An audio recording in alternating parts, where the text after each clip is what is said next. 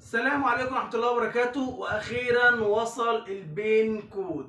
طبعا حبيت أشارككم بالظرف البين كود. لما جالي الجواب أنا طلبت الظرف دوت من يوم 5، جالي يوم 18 اللي هو النهارده، وقت ما أنا بسجل لكم الفيديو ده. طبعا أنا بشكر كل القنوات التعليمية، وخصوصا أنا مشيت عشان أجيب البين كود ده. أنا سمعت الفيديو بتاع الباشمهندس أيمن صفوت قناة علامة استفهام، وكتبت كلمتين وهو لما قالهم وانا كتبتهم فعلا البين كود جالي لحد باب البيت. كتبت الرجاء الاتصال بهذا الرقم لأهمية الظرف، وكتبت رقم تليفوني.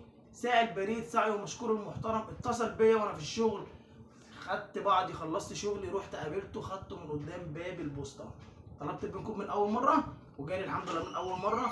حبيت اشارككم، حبيت اوريكم. وانا طبعا مش هقدر افتح الظرف ولا اقدر انا، عشان انا مش قناه تعليميه، انا مش محتوى قناه تعليميه، مش هقدر افتح الظرف واعمل بيه اي حاجه. بس حبيت اعرفكم فعلا اي حد يطلب البين كود يكتب الرجاء الاتصال بهذا الرقم الاهميه، ويحط رقم تليفونه، وساعة البريد اكيد هيتصل بيه وهيجيله من اول مره ان شاء الله. بشكر كل القنوات التعليميه اللي بتفرج عليهم واتعلم منهم كتير. قناه علامه استفهام مهندس ايمن صفوت، قناه المتوحد فكره. ماشي، في دي وانا هركب التانية.